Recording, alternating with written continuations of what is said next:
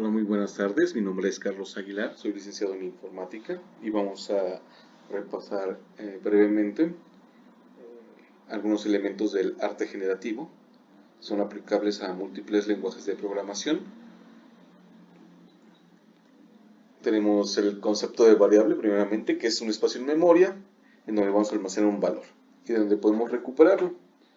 Técnicamente tiene más elementos, como es una localización en la memoria, un tipo de dato y un valor asignado. Vamos a considerar el azar como la aleatoriedad. En este caso, al ser generados por la computadora, los números no son aleatorios, sino se llaman pseudo aleatorios, puesto que son generados por una función. Tenemos, de acuerdo al lenguaje de programación, la opción de que el intervalo pueda definirse o no pueda definirse. Se ilustran ambos casos.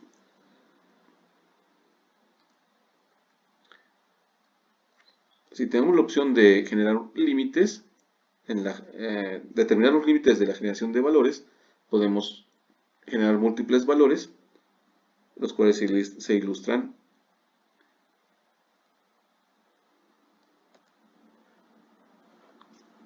Podremos generar colores siempre que haya una función que genere el valor a partir de los valores iniciales de rojo, verde y azul.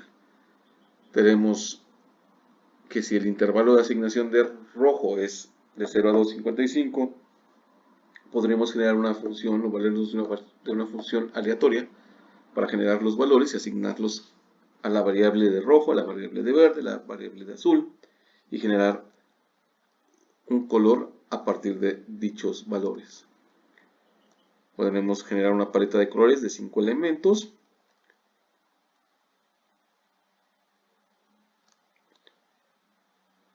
Podremos valernos de la representación de un punto en el espacio a partir de las coordenadas X y Y.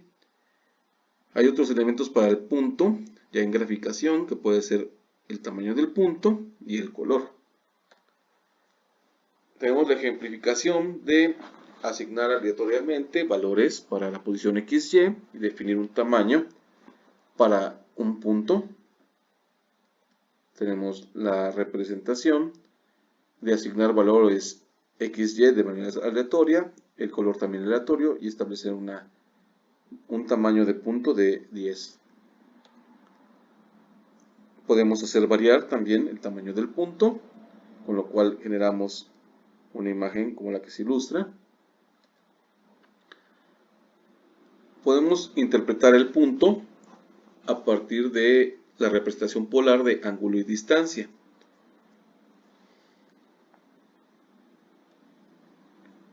A partir de esa representación de ángulo y distancia, podemos generar líneas curvas, como las que se ilustran en la imagen. Podemos rellenar esas zonas con colores aleatorios o con colores a partir de una paleta de color.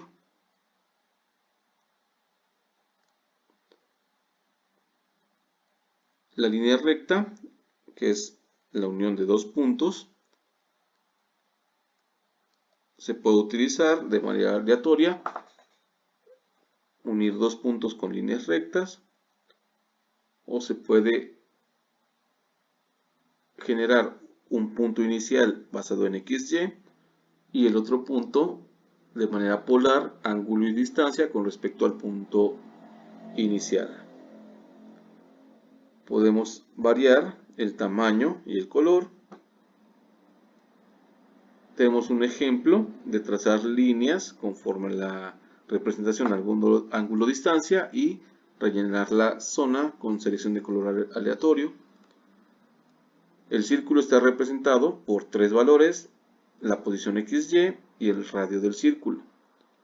Si nosotros asignamos el valor del radio y asignamos el ancho del punto, del trazo, podemos obtener una imagen como esta. En caso de variar el radio,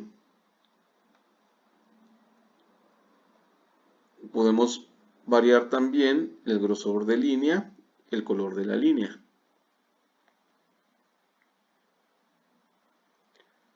El cuadrado se puede representar a través de tres variables, la posición XY y el valor del lado en píxeles. Si asignamos XY de manera aleatoria y lado en un intervalo de valores 10-50, podremos obtener una imagen como la que se ilustra. Si a esto añadimos variar el ancho de la línea del trazo en un intervalo 1-5, podremos también asignar colores de manera aleatoria.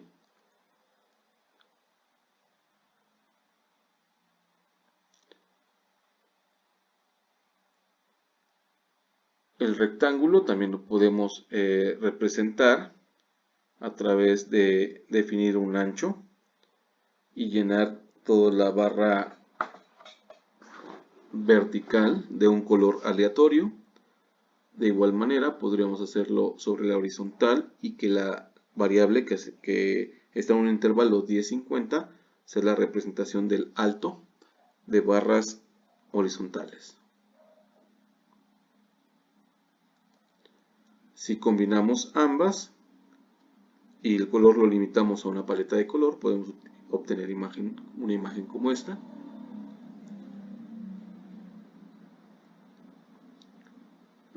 Tenemos opciones para segmentar el plano bidimensional, ser por cuadros, por rectángulos, por triángulos, por rombos, por hexágonos. Vamos a ilustrarlo. Quizá la representación de una rejilla basada en cuadros. El primero están alineados, en el segundo tenemos un desfase en cada una de los renglones par.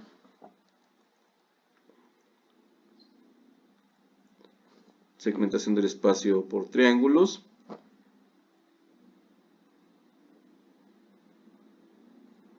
Segmentación del espacio por hexágonos.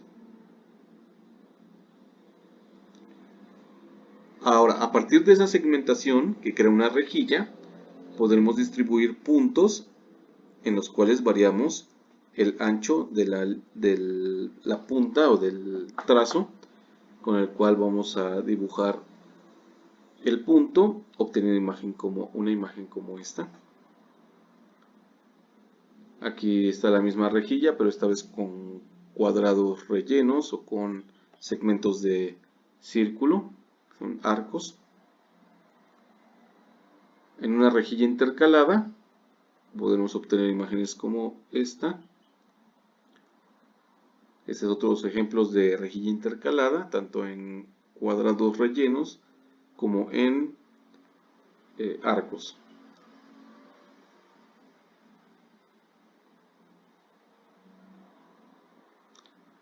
Cuando tenemos una superposición, obtenemos imágenes como esta, dibujando sobre el círculo varias veces.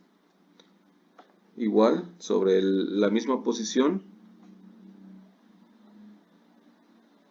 ahora con cuadrados. Ahora, para segmentar el perímetro de una circunferencia, lo que hacemos es dividir 360 grados entre el número de puntos que vamos a tener, y para definir el paso, luego damos los pasos de la variable ángulo entre 0 y 360 de acuerdo al paso que definimos anteriormente, y obtenemos el punto X multiplicando la distancia por el coseno del ángulo y el punto Y multiplicando la distancia por el seno del ángulo.